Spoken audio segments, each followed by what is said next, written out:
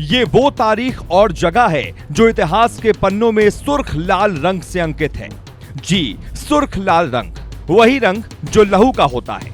जानते हैं क्यों? क्योंकि इस मनहूस तारीख ने एक होनहार छात्र को माफिया बनने पर मजबूर कर दिया। ये वो तारीख है जिसने आईएएस बनने की ख्वाहिश पाले एक नौजवान के हाथों से किताबें छीनकर उनकी जगह हथियार थमा दिए। जी, ये कहानी है पूर्वांचल के एक ऐसे माफिया की जो पढ़ना चाहता था, सरकारी नौकरी करना चाहता था, आईएएस अफसर बनना चाहता था, लेकिन किस्मत ने उसे एक ऐसे मोड़ पर लाकर खड़ा कर दिया जहां से उसे सिर्फ एक रास्ता ही दिख रहा था, और वो रास्ता था जुर्म का, अपराध का। हम बात कर रहे हैं पूर्वांचल के माफिया डॉन ब्रजेश सिंह की। ब्रजेश पूर्वांचल का इतना बड़ा डॉन कैसे बना? इसके पीछे की कहानी किसी सुपरहिट फिल्मी कहानी से कम नहीं है। ब्रजेश आईएएस बनते बनते पूर्वांचल का इतना बड़ा डॉन कैसे बन गया, इसकी पूरी कहानी आपको बताएं उससे पहले ये जान लीजिए कि आखिर ये ब्रजेश सिंह है कौन। कौन है ब्रजेश सिंह? ब्रजेश सिंह उर्फ अरुण कुमार सिंह का जन्म वाराणसी में रविंद्र सिंह के परिवार में हुआ था। रविंद्र सिंह काफी रसूखदार लोगों में गिने जाते थे। सिंचाई विभाग में काम कर रहे रविंद्र सिंह का आसपास के क्षेत्रों में काफी सम्मान था। वो अपने बेटे ब्रजेश सिंह को आईएएस अधिकारी बनाना चाहते थे। ब्रजेश सिंह भी अपने पिता के सपने को साकार करने के लिए उन सपनों में रम जाते हैं और मन लगाकर पढ़ाई करने लगते हैं।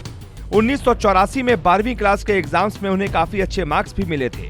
इसके बाद ब्रजेश सिंह ने वाराणसी के यूपी कॉलेज में दाखिला ले लिया। अपने पढ़ाई के दिनों में ब्रजेश सिंह बेहद होनहार छात्र थे। तो फिर सवाल ये कि इतना होनहार छात्र डॉन बनने को मजबूर क्यों हो गया? इसके पीछे का कारण थे ब्रजेश के ही पिता। दरअसल एक जमीन के विवाद में 27 अगस्त 1984 को ब्रजेश के पिता रविंद्र सिंह की वाराणसी में हत्या कर दी गई। हत्या को उनके विरोधी हरिहर और पाचू सिंह ने अंजाम दिया। पिता की मौत ने ब्रजेश को पूर्वांचल का सबसे बड़ा माफिया में से एक बना दिया। आईएएस बनकर देश सेवा करने की सोच रखने वाले ब्रजेश सिंह ने अपने पिता की मौत का बदला लेने की कसम खा ली, और इसी वजह से ब्रजेश ने अपराध की काली दुनिया में कदम रखा। पिता की मौत का बदला। जिस दीवार पर कभी यूपीएससी एग्जाम से जुड़ी चीजों की तस्वीरें लगी होती थीं, वहां ब्रजेश सिंह ने अपने पिता की तस्वीर, पाचू और हरिहर सिंह की तस्वीर लगा दी थी। अब ब्रजेश का सिर्फ एक मकसद था, किसी भी कीमत पर अपने पिता की हत्या का बदला लेना, और इसके लिए ब्रजेश को लगभग साल भर का लंबा इंतजार करना पड़ा। और फिर आई इंतकाम की तारीख।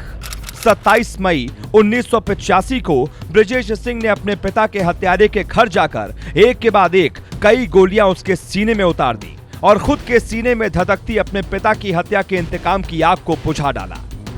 हरिहर सिंह की हत्या पहला ऐसा मामला था जब ब्रजेश सिंह के ऊपर पुलिस एफआईआर दर्ज की गई। कहते हैं कि इस घटना में ब्रजेश सिंह ने AK-47 हथियार का इस्तेमाल किया था, जिसके बाद पूरे राज्य में ब्रजेश सिंह का नाम सुर्खियों में आ गया। फिर शुरू हुआ हत्याओं का सिलसिला।